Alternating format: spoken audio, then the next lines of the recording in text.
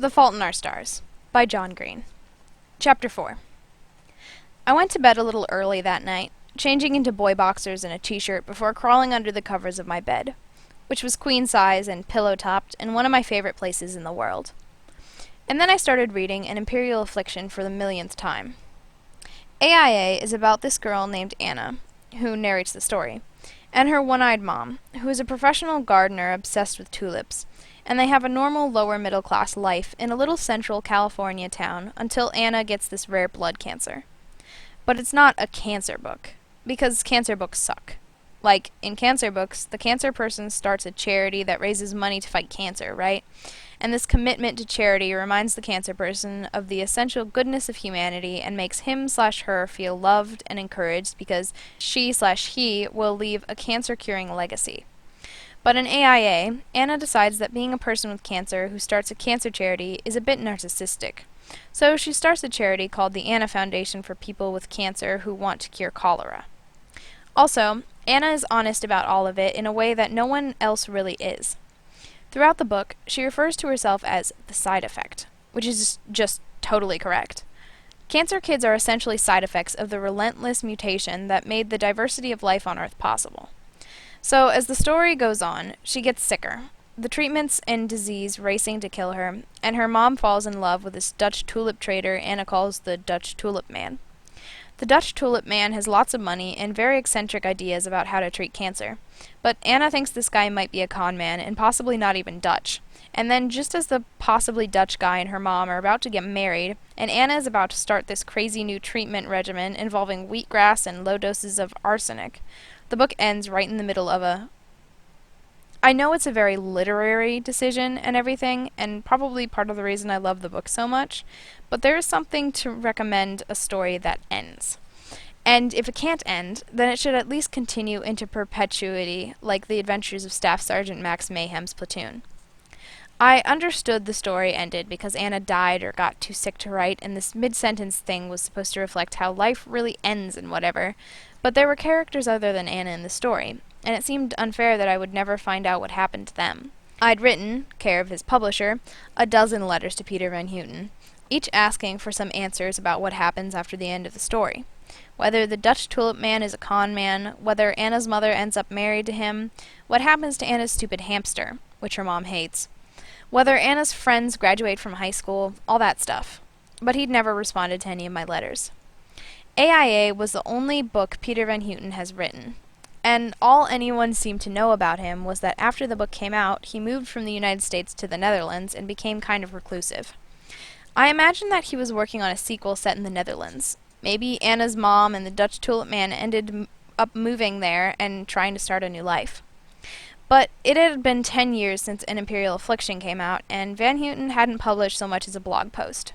I couldn't wait forever. As I reread that night, I kept getting distracted, imagining Augustus Waters reading the same words. I wondered if he'd like it, or if he'd dismiss it as pretentious. Then I remembered my promise to call him after reading The Prince of Dawn, so I found his number on its title page and texted him. Prince of Dawn review. Too many bodies. Not enough adjectives. How's AIA? He replied a minute later.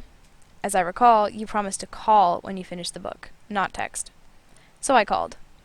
Hazel Grace? He said upon picking up. So have you read it? Well, I haven't finished it. It's 651 pages long, and I've had 24 hours. How far are you? 453. And? I will withhold judgment until I finish. However, I will say that I'm feeling a bit embarrassed to have given you The Prince of Dawn. Don't be. I'm already on Requiem for Mayhem. A sparkling addition to the series. So, okay, is the tulip guy a crook? I'm getting a bad vibe from him. No spoilers, I said. If he is anything other than a total gentleman, I'm going to gouge his eyes out. So you're into it. Withholding judgment. When can I see you? Certainly not until you finish An Imperial Affliction. I enjoyed being coy. Then I'd better hang up and start reading. You'd better, I said, and the line clicked dead without another word. Flirting was new to me, but I liked it. The next morning, I had 20th century American poetry at MCC. This old woman gave a lecture wherein she managed to talk for 90 minutes about Sylvia Plath without ever once quoting a single word of Sylvia Plath. When I got out of class, Mom was idling at the curb in front of the building. "Did you just wait here the entire time?" I asked as she hurried around to help me haul my cart and tank into the car. "No, I picked up the dry cleaning and went to the post office." "And then?" "I have a book to read," she said. "And I'm the one who needs to get a life." I smiled, and she tried to smile back, but there was something flimsy in it. After a second, I said, "Want to go to a movie?" "Sure. Anything you've been wanting to see?" "Let's just do the thing where we go and see whatever starts next." She closed the door for me and walked around to the driver's side. We drove over to the Castleton Theater and watched a 3D movie about talking gerbils. It was kind of funny, actually. When I got out of the movie, I had 4 text messages from Augustus. "Tell me my copy is missing the last 20 pages or something." "Hazel Grace, tell me I've not reached the end of this book." "Oh my god, do they get married or not? Oh my god, what is this?" "I guess Anna died and so it just ends." "Cruel. Call me when you can. Hope all's okay." So when I got home, I went out into the backyard and sat down on this rusting lattice patio chair and called him. It was a cloudy day, typical Indiana, the kind of weather that boxes you in. Our little backyard was dominated by my childhood swing set, which was looking pretty waterlogged and pathetic. Augustus picked up on the 3rd ring. "Hazel Grace," he said. "So welcome to the sweet torture of reading an imperial—" I stopped when I heard violent sobbing on the other end of the line. "Are you okay?" I asked. "I'm grand," Augustus answered. "I am, however, with Isaac, who seems to be decompensating." More wailing, like the death cries of some injured animal. Gus turned his attention to Isaac. Dude, does support group Hazel make this better or worse? Isaac, focus. On me." After a minute, Gus said to me, "Can you meet us at my house in, say, 20 minutes? "Sure," I said, and hung up. If you could drive in a straight line, it would only take like 5 minutes to get from my house to Augustus's house. But you can't drive in a straight line because Holiday Park is between us. Even though it was a geographic inconvenience, I really liked Holiday Park. When I was a little kid, I would wade in the White River with my dad, and there was always this great moment when he would throw me up in the air, just toss me away from him, and I would reach out my arms as I flew, and he would reach out his arms, and then we would both see that our arms were not going to touch, and no one was going to catch me, and it would kind of scare the crap out of both of us in the best possible way. And then I would legs flailingly hit the water, and then come up for air, uninjured, and the current would bring me back to him, as I said, "Again, Daddy, again!" I pulled into the driveway right next to an old black Toyota sedan I figured was Isaac's car. Carting the tank behind me, I walked up to the door. I knocked. Gus's dad answered. "Just Hazel," he said. "Nice to see you." Augustus said I could come over. "Yeah, he and Isaac are in the basement." At which point there was a wail from below. "That would be Isaac," Gus's dad said, and shook his head slowly. "Cindy had to go for a drive. The sound—" he said, drifting off. "Anyway, I guess you're wanted downstairs. Can I carry your, tank?" he asked. "Nah, I'm good. Thanks, though, Mr. Waters." "Mark," he said. I was kind of scared to go down there. Listening to people howl in misery is not among my favorite pastimes. But I went.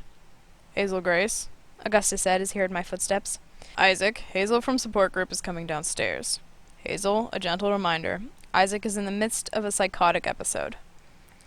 Augustus and Isaac were sitting on the floor in gaming chairs shaped like lazy L's, staring up at a gargantuan television. The screen was split between Isaac's point of view on the left and Augustus's on the right. They were soldiers fighting in a bombed-out modern city. I recognized the place from The Prince of Dawn. As I approached, I saw nothing unusual, just 2 guys sitting in the light wash of a huge television pretending to kill people. Only when I got parallel to them did I see Isaac's face. Tears streamed down his reddened cheeks in a continual flow, his face a taut mask of pain. He stared at the screen, not even glancing at me, and howled, all the while pounding away at his controller. "How are you, Hazel?" asked Augustus. "I'm okay," I said. "Isaac?" No response. Not even the slightest hint that he was aware of my existence. Just the tears flowing down his face onto his black t-shirt. Augustus glanced away from the screen ever so briefly. "You look nice," he said. I was wearing this just-past-the-knees dress I'd had forever. "Girls think they're only allowed to wear dresses on formal occasions, but I like a woman who says, you know, I'm going over to see a boy who is having a nervous breakdown, a boy whose connection to the sense of sight itself is tenuous, and gosh dang it, I'm going to wear a dress for him." "And yet," I said, "Isaac won't so much as glance over at me. Too in love with Monica, I suppose."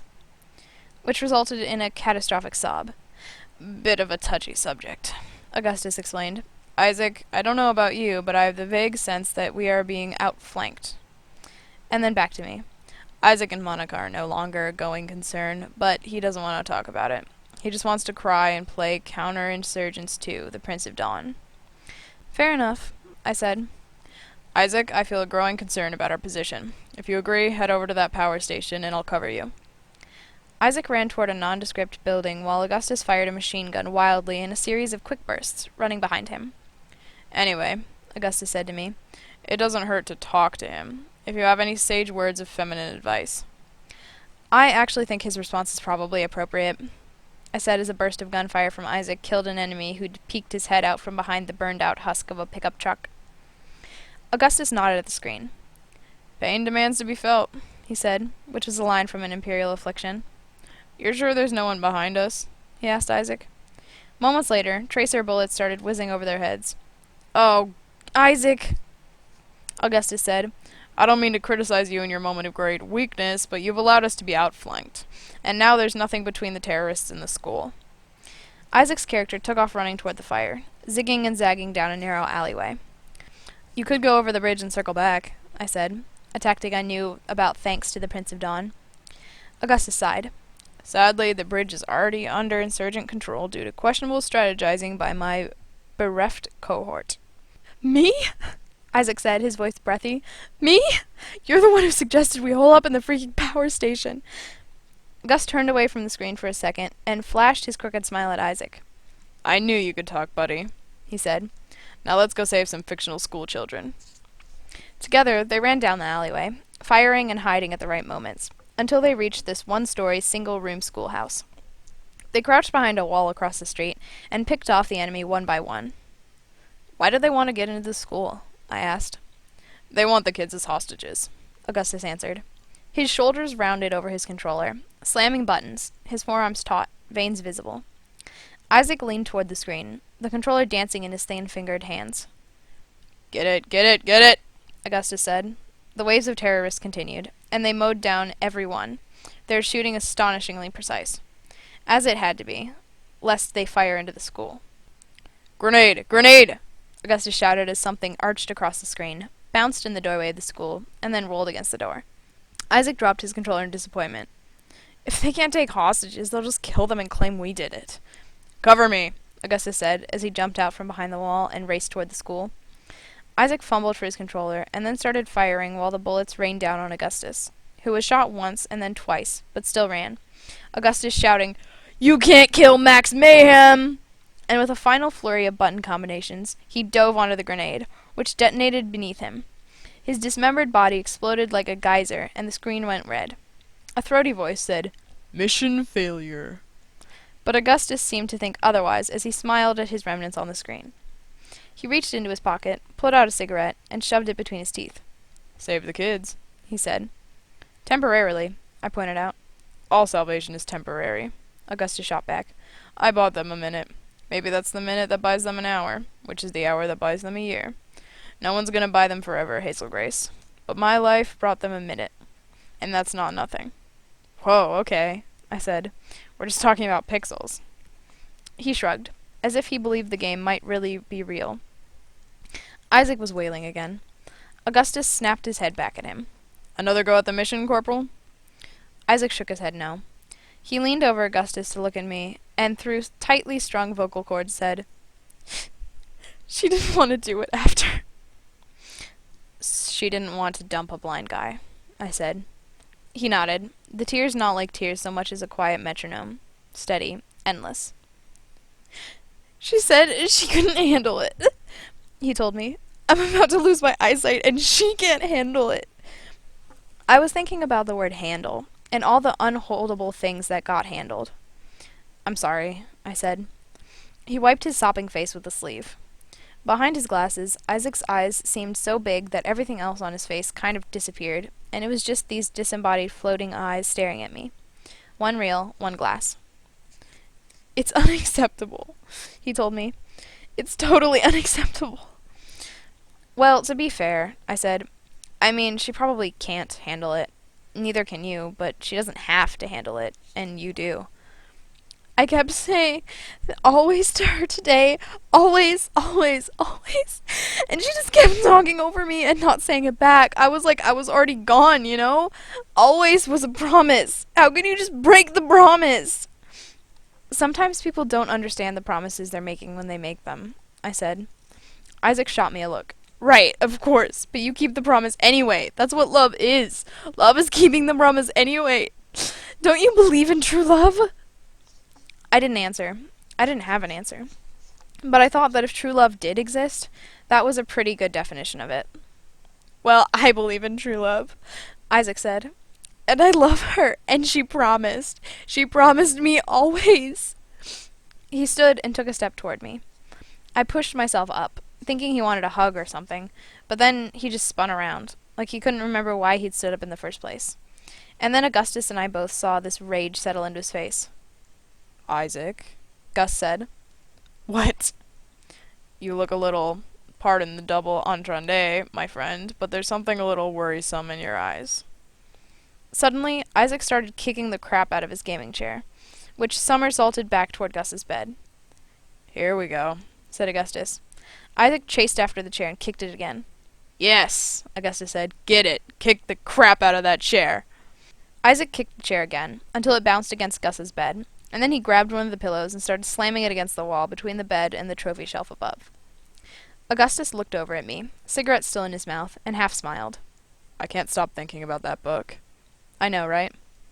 He never said what happens to the other characters? No, I told him. Isaac was still throttling the wall with the pillow. He moved to Amsterdam, which makes me think maybe he was writing a sequel featuring the Dutch Tulip Man, but he hasn't published anything. He's never interviewed. He doesn't seem to be online. I've written him a bunch of letters asking what happens to everyone, but he never responds. So, yeah.